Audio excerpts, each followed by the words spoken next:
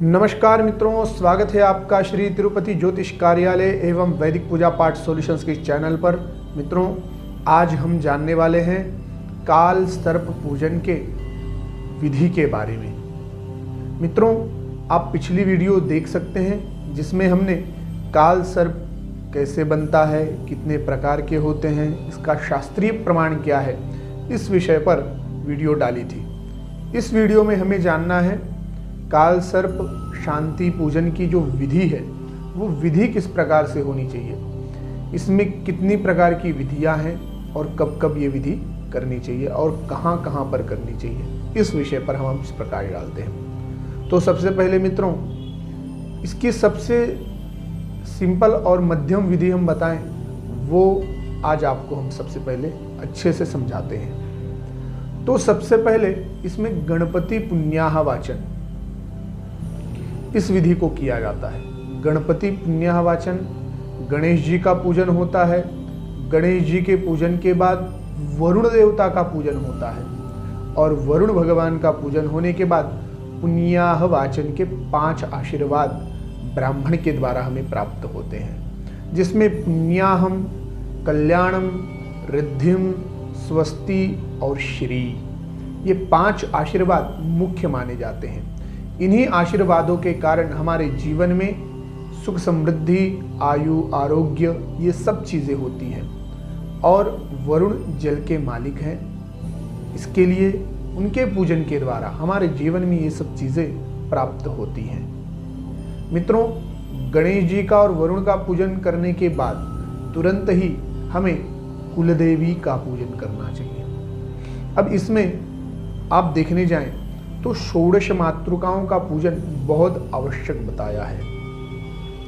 16 मातृकाएं जो होती हैं उनका नाम क्रमशः इस प्रकार से गौरी, पद्मा, सची, मेधा, सावित्री, विजयाजया, देवसेना, स्वधा, स्वाहा, मातरो लोक मातरः, धृति, पुष्टि तथा तुष्टि, आत्मनः कुलदेवता। इस प्रकार से इन 16 माताओं का पूजन होता है।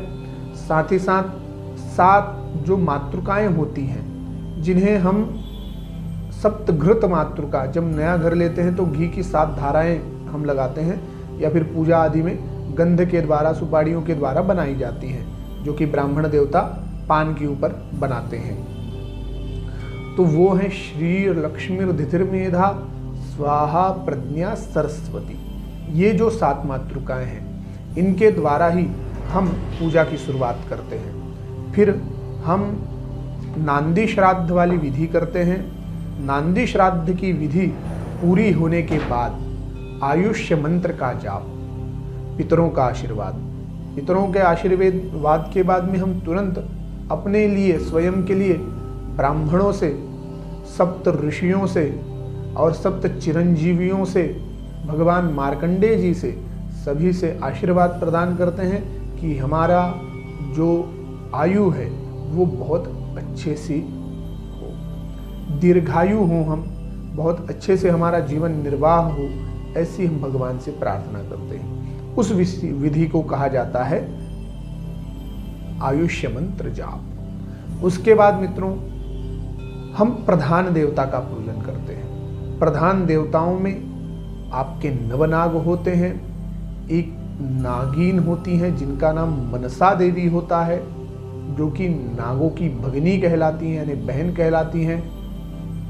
राहु की प्रतिमा होती है, काल की प्रतिमा होती है, सर्प की प्रतिमा होती है, और केतु की चित्रगुप्त और ब्रह्मा।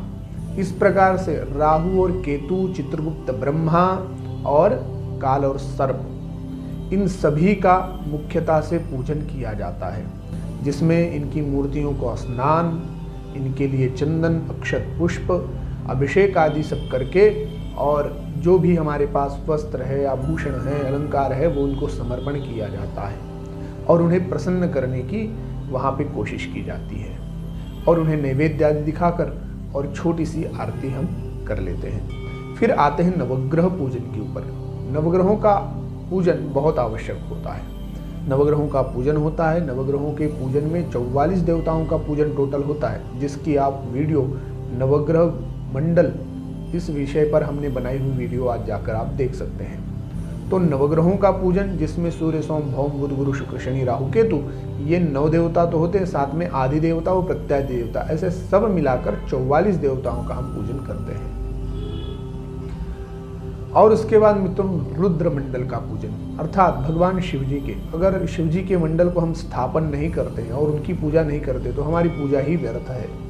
जिस प्रकार से राजा दक्ष का यज्ञ विध्वंस हो गया था, उसी प्रकार से हमारा यज्ञ किया गया कोई भी फायदा नहीं है, वो पूरा विध्वंस ही है, ऐसा माना जाता है। इसके लिए शिव जी का पूजन करना बहुत आवश्यक है। ईशान कोण में कलश पर या फिर असंख्यात रुद्र मंडल बनाकर आप भगवान शिव जी को स्थापित करें, उनका पूजन करें। उनके पूजन के बाद हमें सभी देवताओं के लिए हवन करना होता है, जिसमें कि सबसे पहले ब्राह्मण पुष्कंडिका आदि करके, पंचभूत संस्कार आदि करके स्थंडिल को या फिर यज्ञ कुंड को पवित्र करते हैं। उसके बाद वहाँ पर पुष्कंडिका होने के बाद वराहुति दी जाती है और कुछ ब्राह्मण के द्वारा मनसा आहुति, ये सब चीज़ें हो जाने के बाद हमें नवग्रह यज्ञ करना चाहिए, जिसमें नवग्रहों के 44 देवताओं का क्रमशः 8,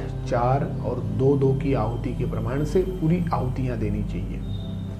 और पूर्ण होने के बाद, नवग्रह यज्ञ पूर्ण होने के बाद हमें काल, सर्प, राहु, केतु, चित्रगुप्त, ब्रह्मा और नवनाग आदि सभी का हवन करना चाहिए। राहु, केतु, इनके आदि देवता, प्रत्यादि देवता और नवनाग और मनसा देवी, इन सभी के लिए जब यज्ञ हो जाए, हवन हो जाए, उसके बाद हमें बलिदान आदि, पूर्णाहुति आदि करनी चाहिए। सब होने के बाद आप रुद्राभिषेक करके और फिर आरती भी कर सकते हैं। अगर रुद्राभिषेक नहीं करते हैं तो आप आरती नहीं कीजिएगा, सिर्फ और सिर्फ अभिषेक करके विसर्जन। इस प्रकार से विधि शांति यज्ञ में होती है और इस प्रकार से जो भी विधि कराई जाती है उसका हमें 100% अच्छा ही फल मिलता है। कोई कहे कि काल सर्प नहीं होता, काल सर्प की पूजा कराने से कुछ नहीं होता, तो ऐसा नहीं है मित्रों। काल और सर्प की पूजा कराने से भी सब होता है। और साथ ही साथ हम इतने देवताओं का पूजन करते हैं, कुल देवी का, ब्रह्मा आदि देवताओं का, सभी देवताओं का, इनका क्रमशः समझे जाएंगे तो बहुत समय लग जाएगा। एक बृहद वीडियो बनाएंगे जिसमें आपको बृहद रूप में, जो कि बहुत ही फलदायी होती है वो पूजा, उस पूजन के बारे में आपको बताया जाएगा। तो ये वीडियो आपके लिए बेसिक है, जो कि कालसर्प पूजन की विधि को हम यहाँ पे एक्सप्लोर कर रहे हैं। तो इस प्रकार से विधि करनी चाहिए और भगवान से निवेदन करना चाहिए कि हमारे जीवन से यह कालसर्प दोष दूर हो, प्रार्थना करके और पूजन को समर्पण करना चाहिए। और ये पूजन जो है आप त्र्यंबकेश्वर में, कालहस्ती में या फिर अपने आसपास में रहने वाले जल के स्थान पर, यानी नदी के तट पर आप पूजा कर सकते हैं, शिवालय में पूजा कर सकते हैं। शांति रत्नम ग्रंथ के अनुसार तो आप घर में भी पूजन कर सकते हैं, परंतु शिवालय आदि में, तीर्थों में पूजन करें तो उसका बहुत अच्छा फल है। नासिक त्र्यंबकेश्वर में अगर आप पूजा करना चाहें तो हमारे दिए गए नंबर पर कांटेक्ट कर सकते हैं और पूजा आपकी अरेंज हो सकती है। यहाँ पे पूजा आप अच्छे से विधिवत विद्वान ब्राह्मणों के द्वारा हो सकती है। जपात्मक जो यज्ञ है, पूजन है, शांति पूजा है, उसके बारे में मैं अगली वीडियो में आपको अच्छे से बृहद जानकारी दूंगा। जय श्री राम, हर हर महादेव।